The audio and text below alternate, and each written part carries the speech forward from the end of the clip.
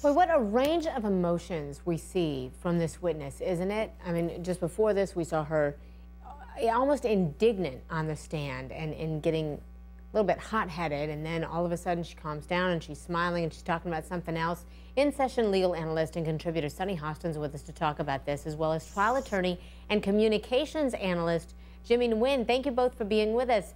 Jimmy, I want to ask you, you're a communications specialist. What's your first impression of her? What do you make of it?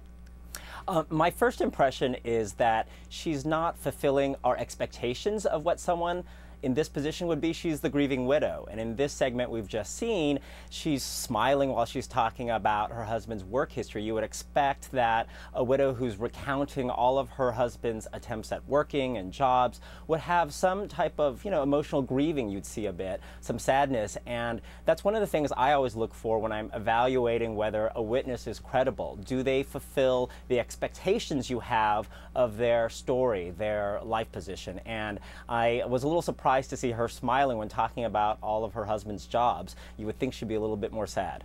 Sunny Hostin, I mean, he brings up a good point in that we expect certain things from people depending on the situation that they're in. How does a jury keep, though, in mind that, look, everybody reacts differently to different situations, and how do you decide what's acceptable and what's not, and what's suspect and what's not? Well, I think that the jury's always instructed, of course, to bring their real life experiences into the jury room and into the courtroom. And so they use that. They use sort of their life's moral compass and life experience compass in discerning whether or not, or determining rather, whether or not someone is being truthful. But I've got to agree with our guest. I mean, bottom line is something is amiss about her presentation. It just doesn't read authentically. And I do think that jurors expect people to be their authentic selves. If you have someone that's a police officer recounting their investigation, they put that person sort of in the model of police officer in that work situation, and they expect a certain reaction. Same for the grieving widow, same for the victim's sister, same for the defendant. So when you see this woman show these weird affects, I think it certainly affects her credibility. I mean, there is no way, I think, that in the pending case where she is now the defendant in this, that she is going to do well on the witness stand. I mean, she is a train wreck, in my opinion, on the witness stand. I don't believe her for a second. Well, not only that, but there was this moment in court, you got to see this, yesterday, where it was pointed out that when the police told her somebody was arrested, she never asked them who. And from a police interview, I think they're reading something about that moment with her. So let's listen to what happened yesterday. Take a listen to this.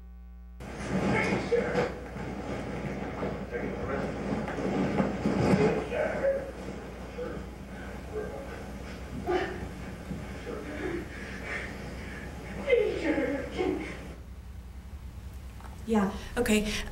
This had been now over a month after Rusty had died, with no arrests, no communication, nothing. I'm asking, are you sure that they know that they have the right person? That's what I'm asking. That's it. How would you know who that right person is? I have no idea.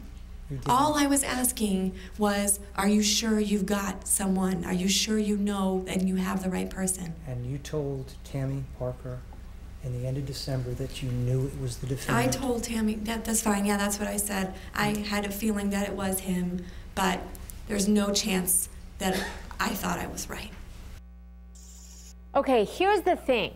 Anybody that puts themselves in that position, if police come to you and say, we have an arrest, what is the first question? I mean, just off the top of your head, what is the first thing? It's who? Right. She never asked it. Sunny Hostin, yes, I mean, Sunny Hostin, let me ask you, I mean, how telling is that?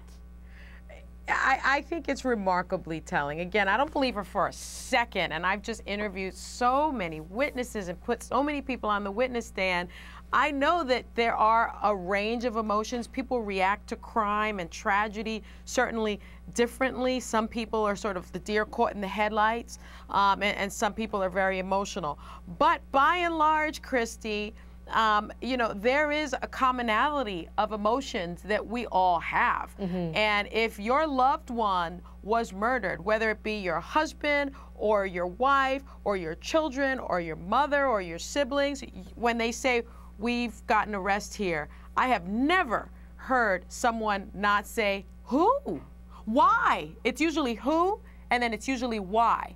Because if it's, you get the answer to the who, and it's like, oh, well, you know, your boss.